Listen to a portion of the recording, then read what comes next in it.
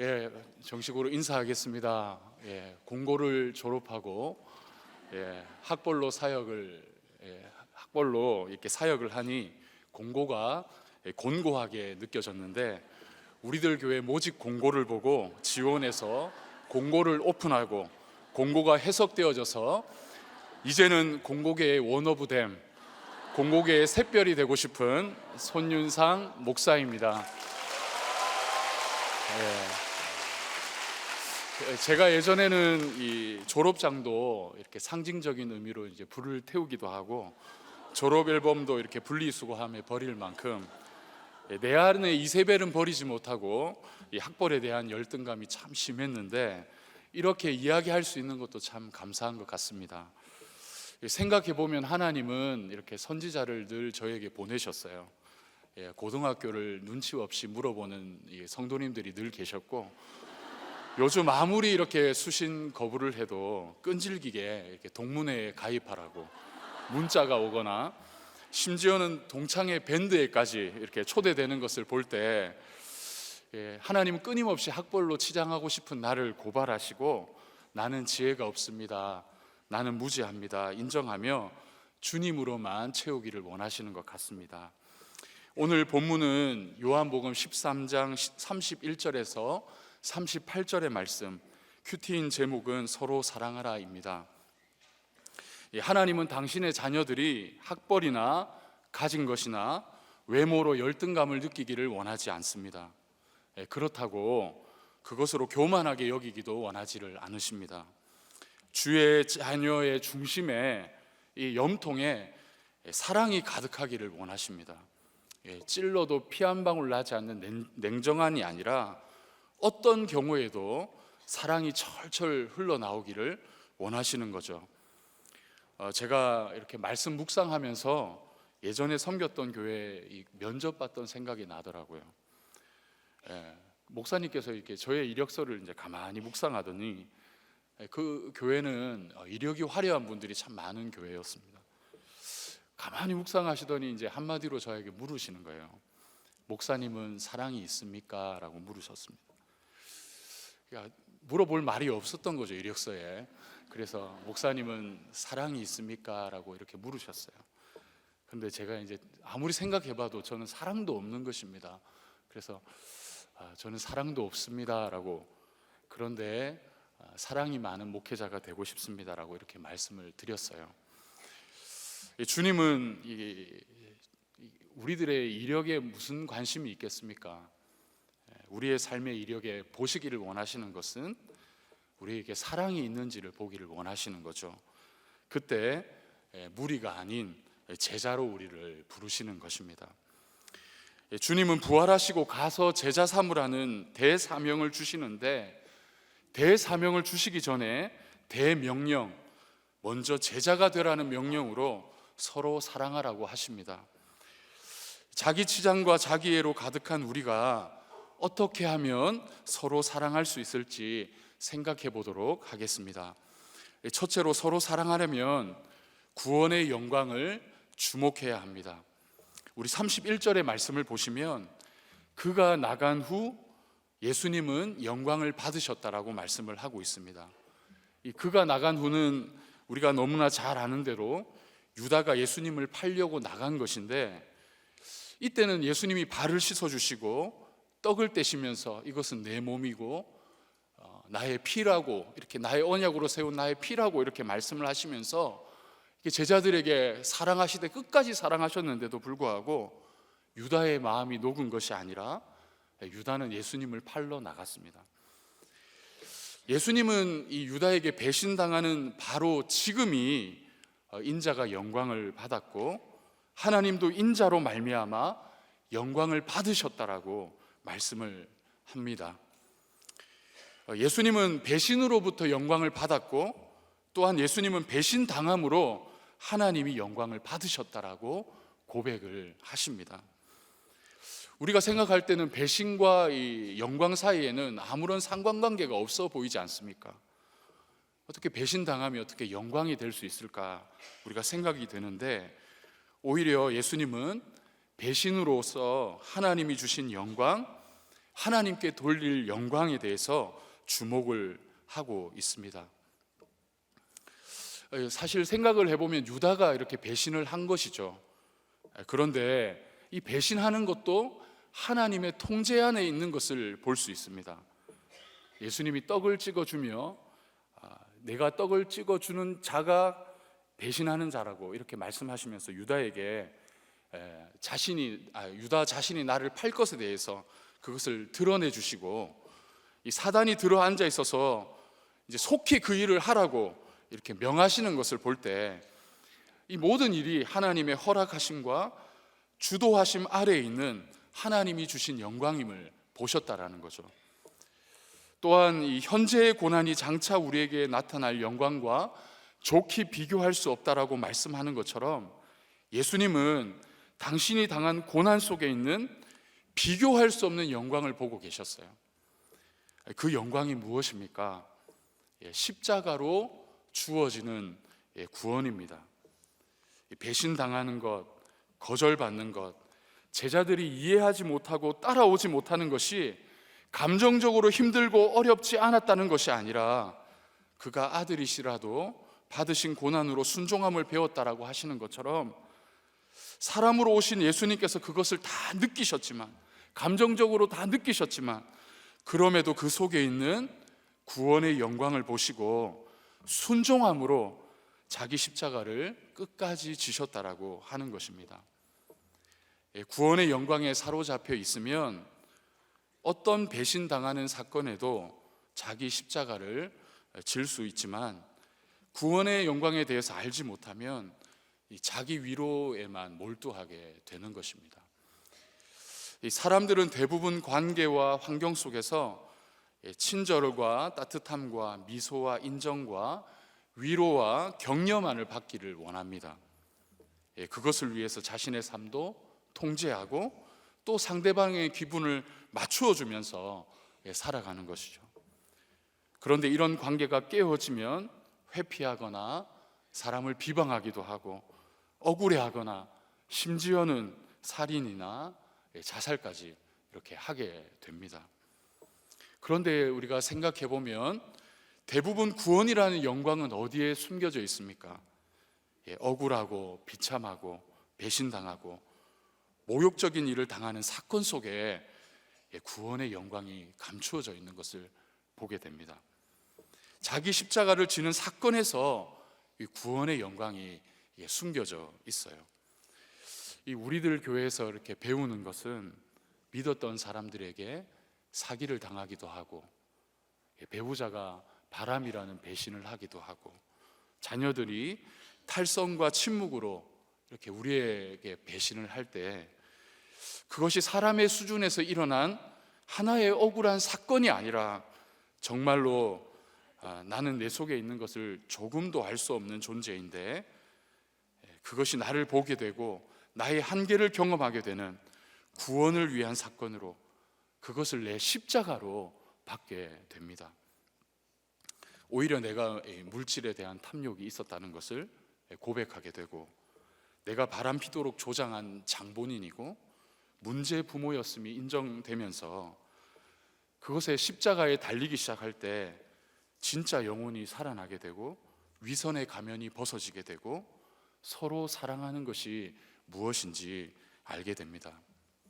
오늘 2절의 말씀에 이렇게 말씀하지 않습니까? 만일 하나님이 그로 말미암아 영광을 받으셨으면 하나님도 자기로 말미암아 그에게 영광을 주시리니 곧 주시리라 라고 하시는 것처럼, 모든 사건 속에서 하나님이 영광 받으실 구원을 생각하고 주목하면 하나님도 우리에게 영광을 주시는데 십자가를 질 수 있는 말씀도 주시고 힘도 주셔서 구원을 위해 수고하는 삶을 살아갈 수 있게 하는 것입니다.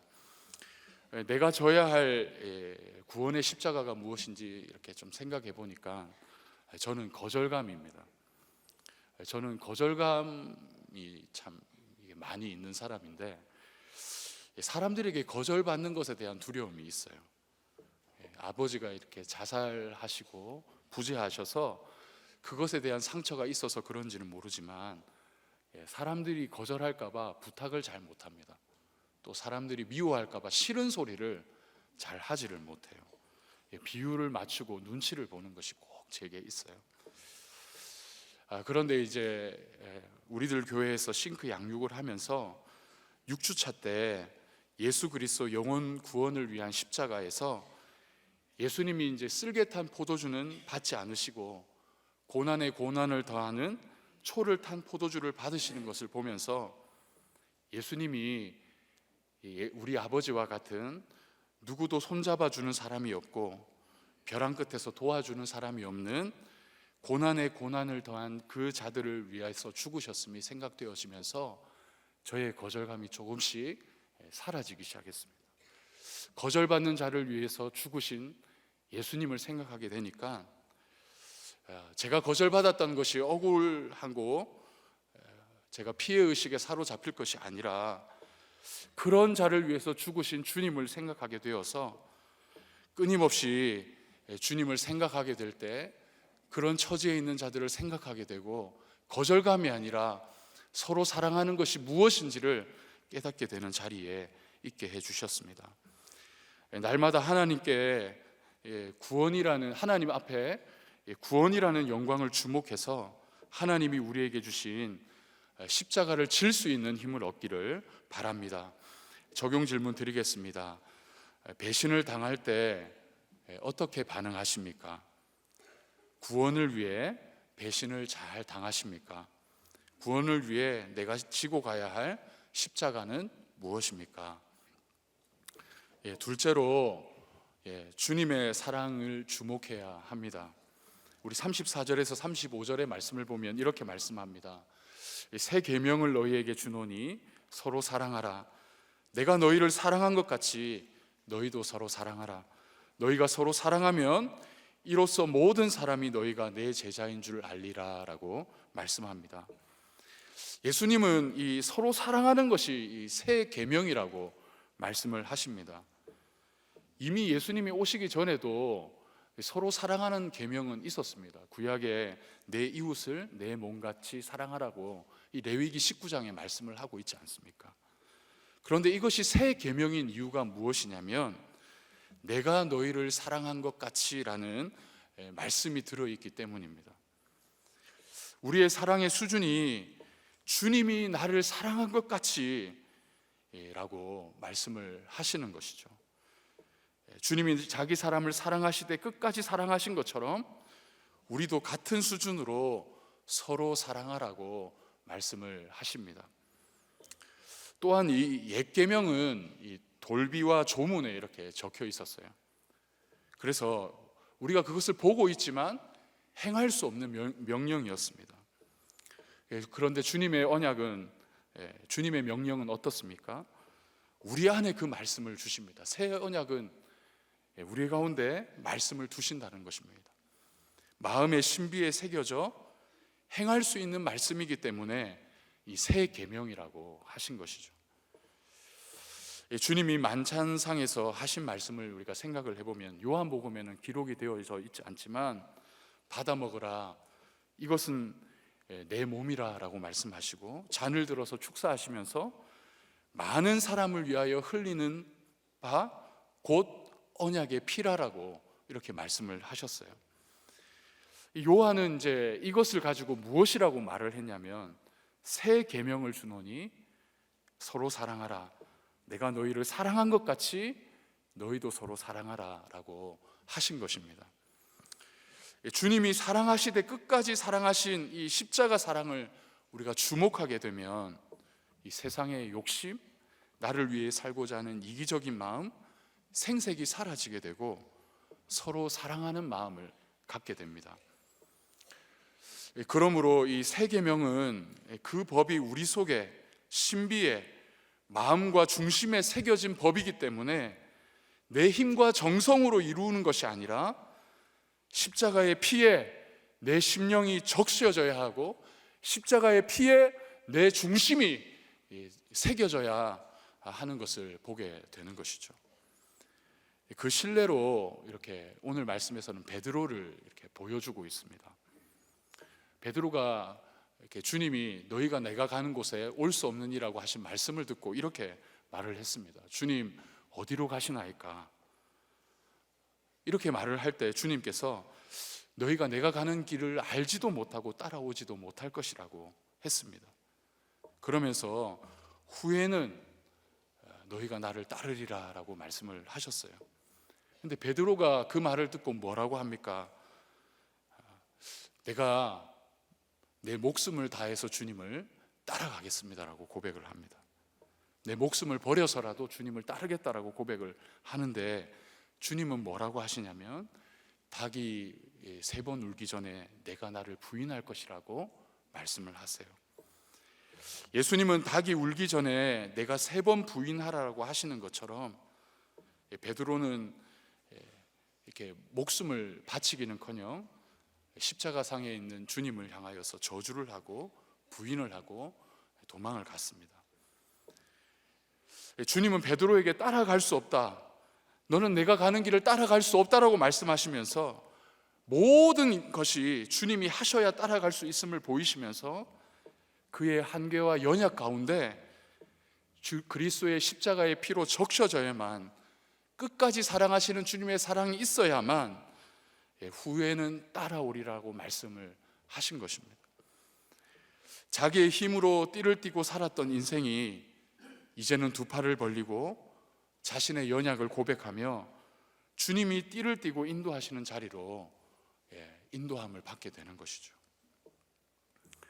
자신의 수치와 연약을 인정하고 언약의 피의 공로로 내가 죽고 예수가 사신 자리에 우리가 서게 될 때야만이 서로 사랑하는 능력이 나타나게 됩니다. 저는 요즘에 이제 베드로처럼 절망하는 자리에 자주 서게 됩니다. 저희 자녀들이 참 많이 수고를 해주는데요. 특별히 이제 중학교 1학년인 딸이 저를 위해서 참 많이 수고를 하고 있습니다. 저를 보면 날마다 아빠 못생겼다고 저리 가라고. 근데 저희 딸이 저를 참 많이 닮았는데 저를 보고 못생겼다고 하니까 참 기분도 나쁘지만 우리 딸이 참 자기 외모에 대한 이 열등감이 이제 중학교 1학년이다 보니까 이렇게 생기는 것 같아요. 그래가지고 그 마음도 좀 이해가 됐습니다. 아빠 보고 못생겼다 할 수도 있지, 그래 못생겼지 하면서 그런 마음도 가지기도 했습니다. 근데 늘 집에만 들어가면 전쟁터인 거예요. 이렇게 사역을 하고 집에 돌아가면 예전에는 아내가 여보 왔어요 하고 이제 반겨주기도 하고 아이들이 아빠 하고 이렇게 달려왔는데, 이제는 아이들이 집에 들어가 있고 아내는 이제 머리를 싸매고 이제 집에 누워 있는 것입니다. 그러니까 저희 딸과 아내가 이제 대판 이게 싸운 것이죠. 하루는 이제 아내한테 딸이 욕을 해가지고, 우리 아내도 이제 혈기가 보통이 아닌데 화가 나서 이제 아내가 이제 목을 조르는 사건이 생겼습니다. 그러니까 아내도 울고 딸도 울고 집에 들어가니까 분위기는 너무나 냉랭하고 너무 힘든 거예요. 그래서 제가 아내한테 여보는 이제 아이들 양육하지 마라. 내가 하겠다. 내가 잘 받아낼 테니까 아무 말도 하지 말고 그냥 받아만 줘라, 이렇게 얘기를 했어요. 그래서 이제 하루는 이제 저희 딸이 저에게 아빠 짜장면하고 탕수육 먹고 싶어 하는 거예요. 저는 요즘에 이제 짜장면을 잘 안 먹습니다. 이제 다이어트도 해야 되고. 그래서 아빠가 짜장면 시키기는 조금 부담스러운데 짜파게티 끓여주면 안 될까? 이렇게 얘기를 하니까 딸이 너무 싫어하는 거예요. 그건 아니라고 계속 이렇게 얘기를 하는 겁니다. 그래서 제가 어쩔 수 없이 이제 시키면 배달비가 들기 때문에 제가 찾아와서 짜장면 갖다 줄게 하는 마음으로, 섬기는 마음으로, 정말 사랑하는 마음으로 제가 이제 짜장면 집에 이제 저단을 해서 이제 그걸 찾아와서 딸에게 이제 탕수육과 짜장면을 이렇게 줬어요. 그런데 이제 찾아오다 보니까 면이 이제 불어 있는 겁니다. 그래서 이게 양념에 이제 섞여서 이렇게 면이 불어 있으니까 딸이 계속 짜증을 내면서 먹는 거예요. 아빠는 수고를 했는데도 불구하고 딸이 막 짜증을 내면서 막 막 먹기 싫다고 막 계속 이렇게 하면서 먹고 있는 거예요. 그래서 제가 너무 화가 나서 짜장면 그릇을 가지고 너는 앞 머리에 든 게 뭐냐 하면서 짜장면 그릇을 이제 방바닥에 그냥 내려치면서 먹기 싫으면 들어가라고 얘기하면서 갖은 저주와 욕설을 제가 퍼부으면서 제 마음에 정말 나는 할 수 없구나, 나는 사랑이 없구나, 주의 명령을 지킬 만한 것이 아무것도 없구나 하는 것을 정말로 깨달으면서 주님, 저는 할 수 없습니다. 주님이 하셔야 됩니다. 그래서 저희 아내와 저는 요즘 이제 침묵하는 훈련을 하고 있습니다. 어떤 지랄 총량에도 침묵하는 훈련을 하면서 주님이 하셔야 됩니다라고 고백하면서 지내고 있습니다. 나의 수치와 연약을 인정하는 그 자리에 주님이 찾아오시고 그 피를 발라주셔야만 사랑하는 마음을 갖게 되는 것이죠. 우리 사랑하는 성도님들의 심령 가운데도 날마다 내가 할 수 없다라고 말하는 그 자리, 내가 실패한 그 자리에서 주님을 붙들고 끝없이 우리를 사랑하시는 주의 사랑을 의지하여서 그 사랑으로 서로 사랑하는 은혜가 있기를 주의 이름으로 축복합니다. 적용 질문 드립니다. 베드로와 같이 절망의 자리에서 주님의 변함없는 사랑을 경험했습니까? 가정과 직장에서 사람들이 나를 주님의 제자라고 합니까? 주님께서 사랑하신 것과 같이 사랑해야 할 대상은 누구입니까? 말씀을 마무리하겠습니다. 우리에게 주님은 서로 사랑하라고 말씀하십니다. 사람은 사랑을 지을 수도 만들 수도 없기 때문에 우리가 사랑할 수 있는 유일한 비결은 구원의 영광을 주목해야 하고, 주님이 우리를 사랑하신 것을 주목하게 될 때 서로 사랑하는 주님의 제자가 되어서 제자 삼는 사역 감당하게 될 줄 믿습니다. 기도하겠습니다. 주님, 사랑을 할 수도 없고 사랑을 지을 수도 없는 우리에게 제자로 부르시고 서로 사랑하라고 오늘 말씀을 하셨는데, 주님, 날마다 구원의 영광을 주목하게 하시고 나의 거절, 나의 수치를 당하는 십자가를 잘 지게 하여 주셔서 날마다 자기 십자가를 질 수 있는 은혜를 허락하여 주시옵소서. 감사합니다. 예수님 이름으로 기도합니다. 아멘. 안녕하세요. 겉으로는 착한 성품으로 치장했지만 속은 교만 덩어리인 이세벨 백수기 권사입니다. 서로 사랑하라. 첫째는 배신당하며 십자가를 지는 것이 영광입니다. 저도 유다처럼 주님을 배신하고 내 욕심과 명예에 주님을 팔아버린 죄인입니다. 저는 이북 개성이 고향이신 부모님의 일남 4녀 중 막내로 태어나서 저와 40살 차이였던 엄마의 돌봄보다는 언니들의 손에 자라다 보니 온순하지만 누구에게 간섭받는 것을 싫어하는 성격으로 자라났습니다. 저는 대학 선교회에 다녔던 언니의 인도로 대학 선교회 수련회에서 중학교 2학년 때 주님을 영접하고 침례교회에 다니다가 교회 형제들을 거절하며 우리 집은 신앙의 자유가 있다면서 밀어붙이는 패기의 남편의 말에 솔깃해 불신 결혼함으로 말씀을 거역하고 아합의 집길로 가며 주님을 배신했습니다. 남편은 저랑 데이트를 하기 위해 동에서 서까지 교회에 왔었고, 저는 믿지 않는 자와 멍에를 매지 말라는 말씀은 들었기에 목사님과 영접 기도를 다시 하게 하고 침례를 받게 했지만, 저희는 시부모님이 믿지 않으시기에 안타까워하시는 목사님의 축하를 받으며 예식장에서 결혼을 했습니다. 결혼 후 교회에 나가겠다던 남편은 승진 시험을 핑계 삼아 주일 성수를 하지 않다가 홍콩의 주재원으로 파견을 나가게 되어 예수님을 만났고, 선교사님이 하는 교회에 나가면서 큐티 모임에도 나갔었고, 한국에 들어와서는 남편은 함께 중고등부를 섬기기도 했습니다. 중학교 교사였던 저를 하나님의 작정하시고 부르신 기근 사건은 아들의 중학교 1학년 말부터 시작된 방황, 학교의 무단 결석을 반복하는 일탈 행동으로부터 시작되었습니다. 가출, 폭력 등 수많은 사건으로 숨이 쉬어지지 않는 한계 상황, 전적 무능의 상태에서 주님이 찾아오셨고 큐티 선교회를 통한 큐티 나눔을 읽고 방명록에 축하 메시지를 달았는데 담임 목사님께서 댓글을 보고 메일을 주셔서 2003년 우리들 교회 창립을 축하하러 왔다가 등록을 하게 되었습니다. 아들의 60일 남짓 결석 일수가 채워지는 날들로 거의 중학교 1학년부터 고3까지 5년 동안 이제 죽을 것 같은 상황에서 담임 목사님의 큐티 말씀은 영원히 목마르지 않은 생명수가 되어 눈물의 병을 채워가며 정신 나간 사람처럼 살아가는 저를 살리셨고 내 자식을 손 하나 까딱할 수 없는 상태로 주저앉은 연약한 무릎을 일으켜 세워주셨습니다. 문제아는 없고 문제 부모만 있다는 말씀과 모든 것이 내 삶의 결론이라는 말씀이 천둥소리처럼 들려 삶이 해석되어 제가 얼마나 주님을 배신하며 겉으로는 믿는 척하면서 세상과 간음하고 양다리를 걸치고 예배도 가론유다처럼 팔아버리는 사람이었는지 알게 해주셨습니다.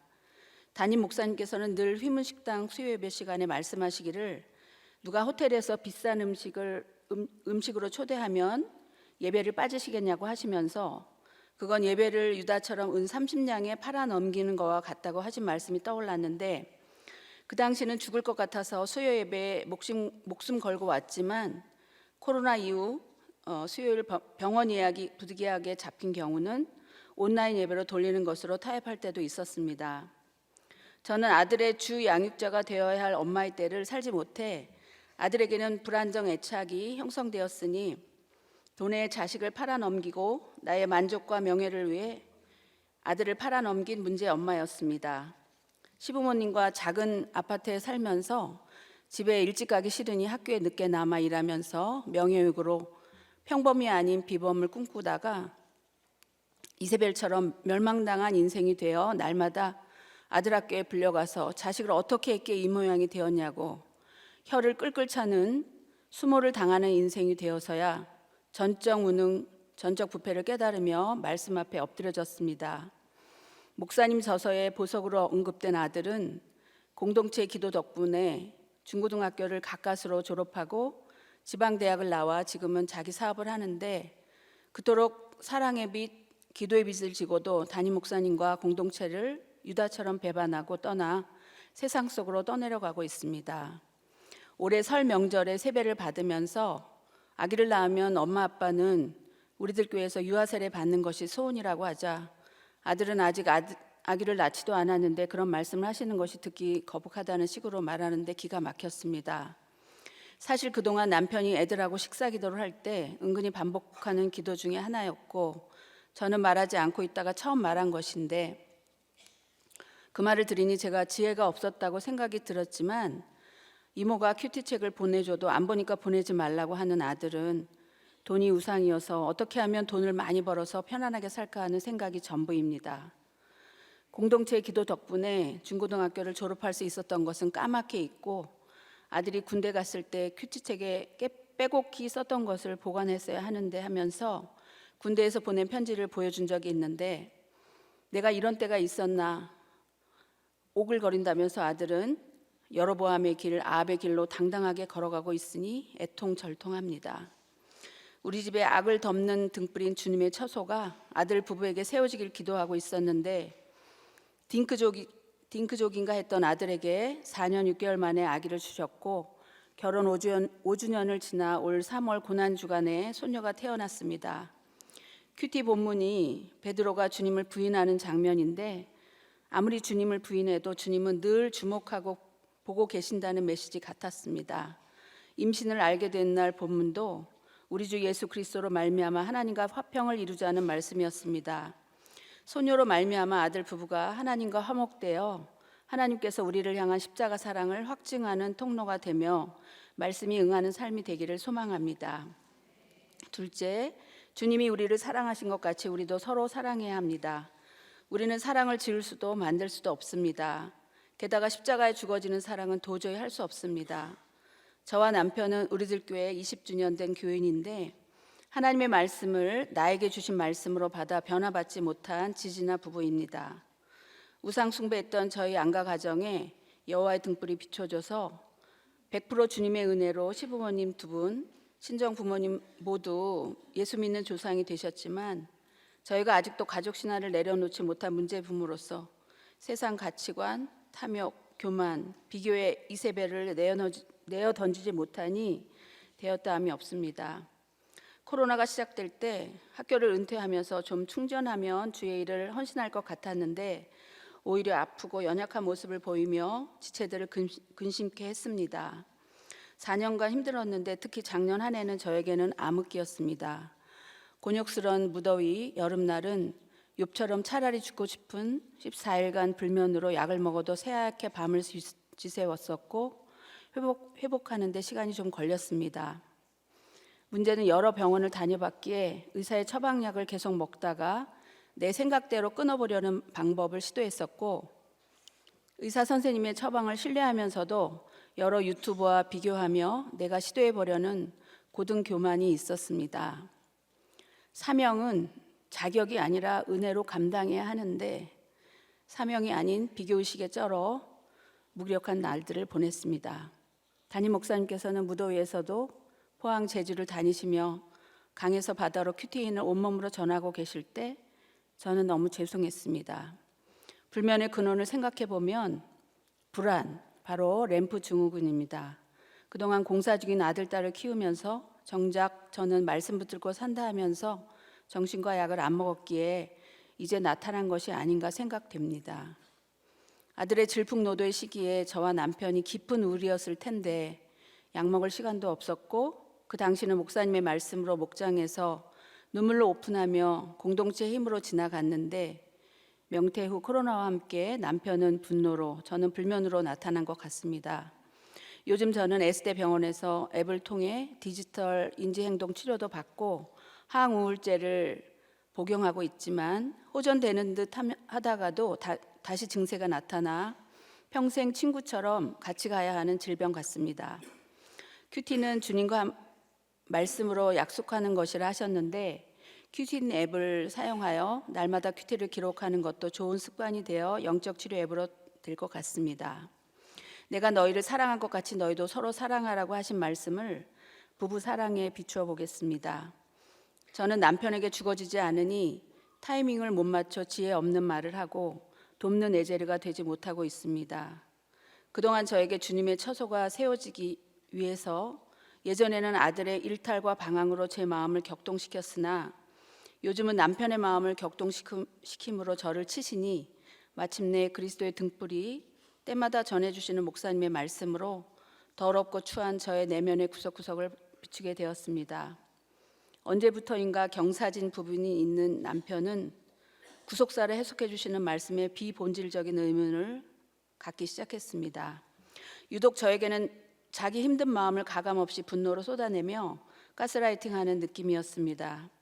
그러니 가슴이 쪼그라지고 불면증도 심해지는 것 같았습니다. 남편은 저를 많이 사랑하는 것 같은데 가족 신화가 있다 보니 사랑의 언어를 집착의 언어로, 걱정의 언어를 화를 내는 언어로 바꾸어 표현하게 되었음을 알게 됩니다. 담임 목사님께서 결혼식이나 또 결혼을 지켜야 하는 이유라는 책에서 늘 인용하는 성경 구절이 있죠. 에베소서 5장인데요. 아내들이여 자기 남편에게 복종하기를 주께 하듯 하라. 남편들아 아내 사랑하기를 그리스도께서 교회를 사랑하시고 그 교회를 위하여 자신을 주심같이 하라. 이 말씀을 풀어서 쓴 보석상자에도 목사님의 핵심 어록이 있는데요. 하나님이 아내들에게 주신 언어는 복종의 언어입니다. 복종의 언어가 아니면 남편에게 아내의 사랑이 전달되지 않습니다. 비록 남편에게 아쉬운 면이 있고 연약한 면이 눈에 띌지라도 남편의 일과 능력과 가족에 대한 일에 조금이라도 비난이 섞인 말을 해서는 안 됩니다. 이것은 여자를 무시해서 주신 말씀이 아닙니다. 동등한 관계에서 질서를 위해 복종하는 것입니다. 라고 되어 있습니다. 남편에게는 사랑의 언어를 쓰라 하셨고 아내에게는 복종의 언어를 쓰라 하셨는데 이 말은 진리 중에 진리입니다. MZ세대들이 가장 싫어하는 말인 복종의 언어를 저는 60 중반이 되어서도 이 명언을 새록새록 곱씹으며 되뇌어야 살 수가 있습니다. 아내의 복종의 언어는 남편이 그리스도에게로 나아가는 길을 열어줍니다. 왜냐하면 아내의 머리됨이 남편이고 남편의 머리됨이 그리스도이기 때문입니다. 다시 말해서 제가 남편을 화나게 하고 복종의 언어를 쓰지 아니하면 남편이 그리스도에게로 나아가는 길을 막는 것이지요. 본차의 나이인 여자 아내가 말 한 번 잘못하면 모든 것을 그르칠 때가 많았습니다. 남편은 저보다 훨씬 똑똑하고 능력이 있습니다. 집안일도 많이 도와줍니다. 그러나 제가 교만하여 영적으로 무시가 될 때가 있는데 역할에 순종하여 복종의 언어를 쓰면 저에게도 남편에게도 평강이 임합니다. 저와 남편의 사랑의 언어는 똑같이 인정하는 말입니다. 그래서 제가 말씀의 은혜를 받아 회개하는 표현의 말을 카톡에 보내면 남편도 바로 언어의 표현이 달라짐을 종종 경험하면서 참 안 되는 저입니다. 제가 좋은 평판과 인정을 받고 싶어 하고 남에게 보이는 것에 아주 민감한 저이기에 정말 딱 맞는 남편을 하나님께서 짝지어 주셨습니다. 예수님을 십자가에 못 박으라고 목 놓아 부르짖는 유대인이 남편인지 알았는데 요즘 제가 남편을 십자가에 못 박아 대고 있음을 절절히 깨달아 회개가 됩니다. 게하시 한 명을 양육하기 위해 엘리사가 그토록 울었던 것처럼 하사엘을 보고 통곡했던 엘리사처럼 끝까지 제자들을 사랑해서 양육하시는 주님처럼 담임 목사님께서 매주 눈물을 흘리시게 하는 장본인이 저입니다. 우리가 서로 사랑할 때 다른 사람들이 우리가 주님의 제자임을 안다고 하시니 진짜 날마다 자기를 부인하고 죽어지는 삶을 자녀들에게, 친지들에게 보여주는 것이 말로 전도하는 것보다 훨씬 나음을 말씀해 주십니다. 셋째, 지금은 따라올 수 없지만 후에는 따라오라고 하십니다. 베드로는 예수께서 내가 가는 곳에 네가 지금은 따라올 수 없으니 후에는 따라오리라 하시니 베드로는 심지어 자기 목숨까지 버리겠다고 호언장담을 하는데요. 자기 확신에 가득 찬 베드로의 성향은 흡사 우리 남편 같습니다. 정치 얘기가 나오면 자기 확신으로 분을 내기도 하고 경제가 살아나야 한다며 소리 높여 주장을 합니다. 저녁마다 TV 앞에서 논쟁을 벌이기도 하는데 저는 늘 남편에게 말합니다. 나와 다른 의견을 가진 사람을 인정하라고 하면 남편은 인정할 수 없다고, 잘못되었다는 부분을 강력하게 저에게 말합니다. 저는 화를 내지 않고 말하는데 남편은 언성을 높이며 화를 내게 됩니다. 네가 나를 설득하려 한다. 저는 설득하려 하는 게 아니라 다른 의견을 가진 사람의 말을 전달하는 거야 하며 서로 자기 확신에 찬 말을 하기도 합니다. 김영태 교수님의 가짜 감정이란 책에 화에 대해서 다음과 같이 말하고 있습니다. 우리는 불안하고 두려울 때 이를 감추려고 화를 낸다. 화를 내므로써 자신에게 맞춰져 있던 포커스를 상대방에게 돌리면 본인은 두려운 감정에서 시선을 뗄 수 있다. 화가 가진 기본 메시지, 너는 틀렸고 내가 맞다는 본인을 상대방보다 우위에 서게 한다. 이렇게 하면 내가 작고 못나 보이는 수치스러움을 피할 수 있다. 이렇게 화는 자신의 문제를 피하면서 다른 사람보다 우위에 서는 일거양득의 효과를 가져다 준다. 화가 표면 감정이고 불안과 두려움이 이면 감정이고 이면 감정 뒤에는 심층 감정인 수치심이 있다고 합니다. 저는 남편의 화가 나는 마음을 공감해 주지 못하고 체휼하지 못했습니다. 이기고 또 이겨야 하며 늘 강한 모습으로 살아와야 했기에 분이 가득 차 있을 수밖에 없고 어쩌면 그 분이 에너지가 되어 지금까지 강한 추진력으로 살아왔으니 내 살의 반을 잘라내고 반을 채우는 아픔이 있을 수밖에 없습니다. 우리는 저마다 외모도 다르고 자라온 환경도 다르고 현재 처한 자리도 다릅니다. 그러나 누구에게나 똑같이 주어진 시간은 같고 매주 전해주시는 말씀도 한결같습니다. 그런데 같은 말씀을 들어도 각기 반응이 다릅니다. 믿음의 분량에 따라 다르기도 하지만 마음의 밭에 따라 반응이 다릅니다.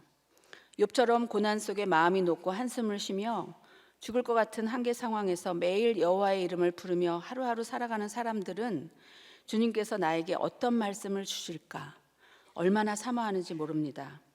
처절하고 간절한 마음으로 성전에 나오는 분들에게 기가 막힌 말씀이 항상 예비되어 있는데 그분들은 이구동성으로 오늘 나를 위해 딱 맞는 말씀을 주셨다. 이 말씀으로 살아났다라고 말합니다. 저는 죽을지언정 주를 부인하지 않겠다고 호언장담하는 베드로가 너무 부럽습니다. 비록 곧 주님을 부인했더라도 포기하지 않으시고 찾아오셔서 눈 마주치며 양육해 주시는 주님이 계시기 때문입니다. 지금은 주를 따를 수 없음을 인정하고 후에는 주님을 따라오리라고 약속의 말씀을 주시니 위로가 됩니다. 이기적이고 방향 감각이 없어서 제 갈 길로 가며 잘 넘어지는 양 같은 저이지만 지혜가 1도 없는 저이지만 목자이신 주님의 음성을 듣기 원합니다.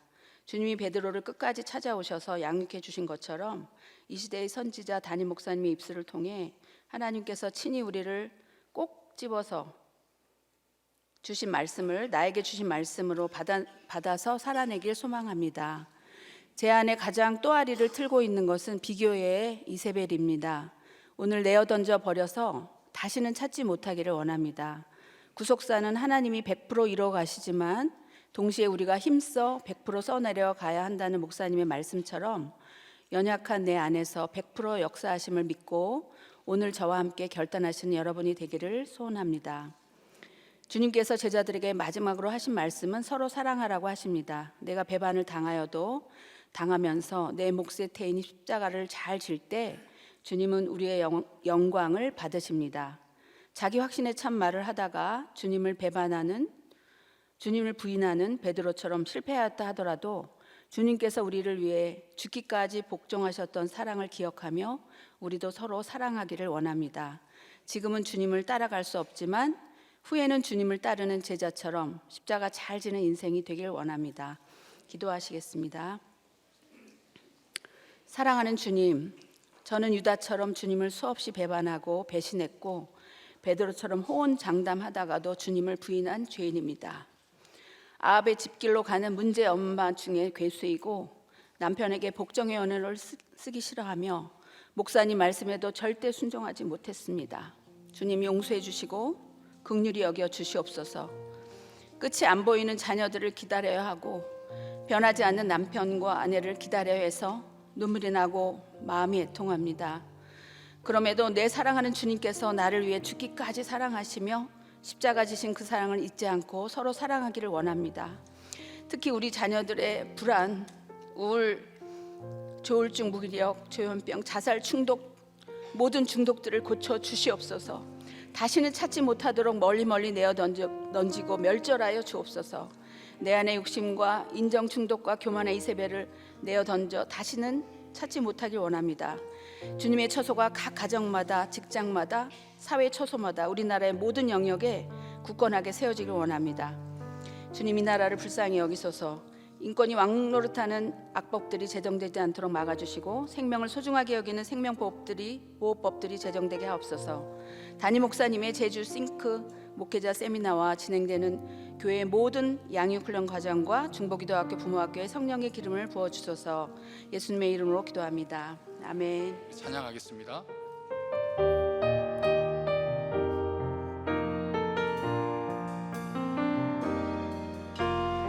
무엇이 변치 않아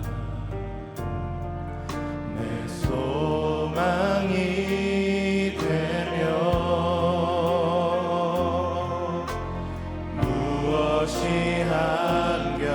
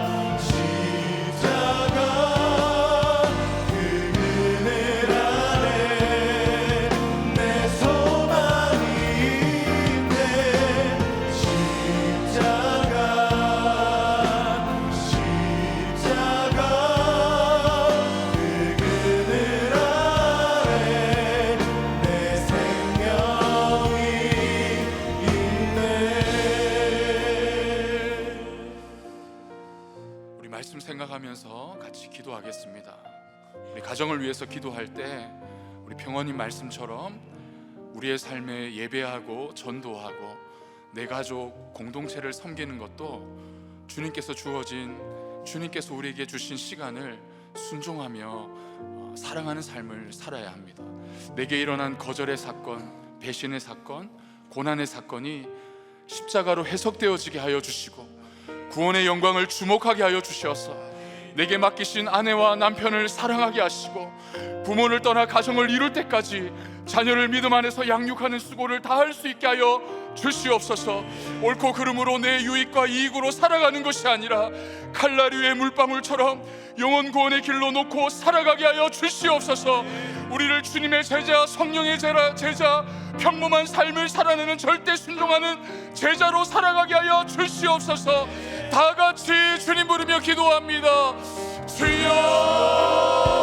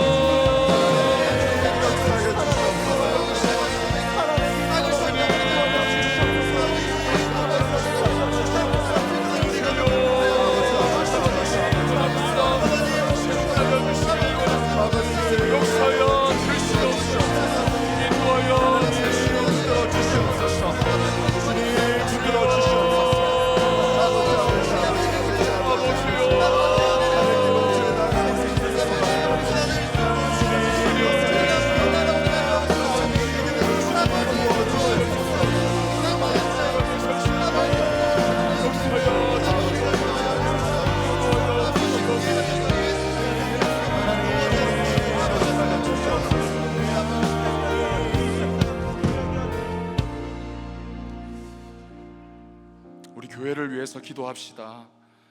우리가 구속사의 복음을 우리가 들었지만 여전히 되었담 없이 들은 말씀대로 살지 못하는 자기 부인이 되지 않는 못된 본성이 있습니다. 주님의 끝까지 사랑하시는 사랑이 아니고서는 부르신 그곳까지 나아갈 수가 없습니다.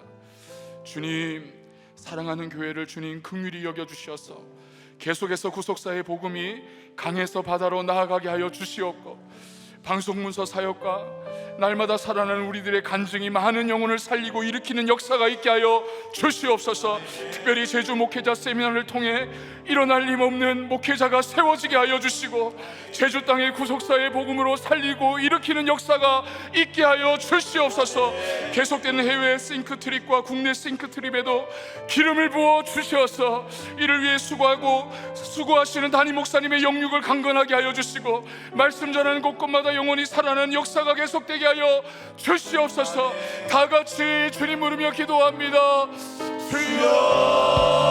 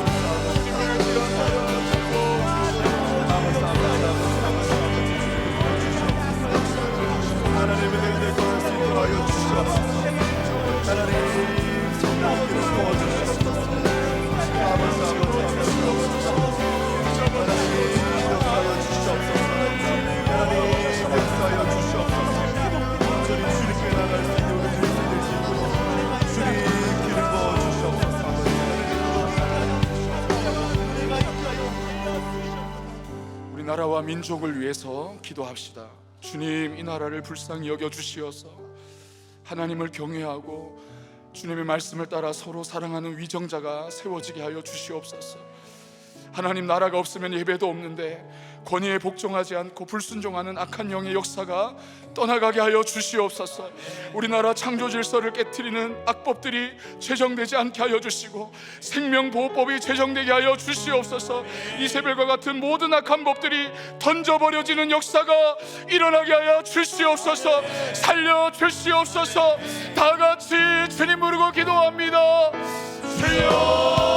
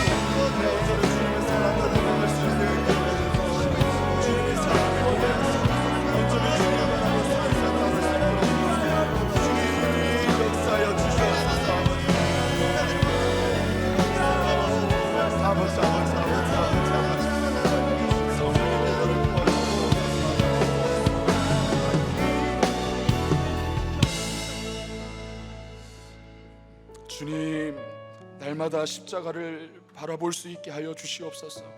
험한 십자가를 붙드는 은혜를 허락하여 주시옵소서. 여전히 자기 연민과 피해의식과 거절감으로 서로 사랑하는 제자의 명령을 지키지 못하는 저를 불쌍히 여겨주시기를 원합니다. 구원을 위해 한 영혼을 사랑하시되 끝까지 사랑하는 그 주님의 그 믿음을 본받게 하여 주셔서 주님의 그 길을 따라가는 순종의 본이 삶에 있게 하여 주시옵소서. 영혼 구원을 위해 애통하시며 눈물 흘리시는 담임 목사님의 영육을 강건하게 하여 주시고 방송문서 사역에 기름을 부어 주셔서 구속사의 복음이 강에서 바다로 나아가는 역사를 허락하여 주시옵소서. 특별히 제주 목회자 세미나를 위해 기름을 부어주시고 국내외 싱크트립에도 동일한 은혜를 허락하여 주시옵소서. 주님이 찾으시는 그 한 사람이 세워지게 하여 주시옵소서. 주님이 찾으시는 그 한 사람을 통하여서 민족이 살아나고 도시가 살아나는 역사를 허락하여 주시옵소서. 주님이 이 나라를 불쌍히 여겨 주시옵소서. 하나님을 경외하며 주의 말씀을 따라 살아가는 위정자들이 세워지기를 소망합니다. 서로 사랑하는 위정자들이 있게 하여 주시고 결렬된 틈을 바라보며 기도하는 위정자가 있게 하여 주시어서 나라가 없으면 예배도 없는데 권위에 복종하지 않고 불순종하는 악의 영이 떠나가게 하여 주시고 우리나라의 창조 질서를 깨뜨리는 악법들이 제정되지 않게 하여 주시고 생명보호법이 제정되게 하여 주시어서 이세벨과 같은 모든 악한 법들이 던져지는 역사가 일어나게 하여 주시옵소서. 감사드리며 이제는 예수 그리스도의 은혜와 하나님 아버지의 크신 사랑과 성령님의 교통하시고 위로하시고 충만케 하시는 역사가 서로 사랑하는 주님의 말씀에 순종하여 참된 제자로 살아가기를 원하는 성도들과 교회 위에 이제로 영원토록 함께 있을지어다. 아멘.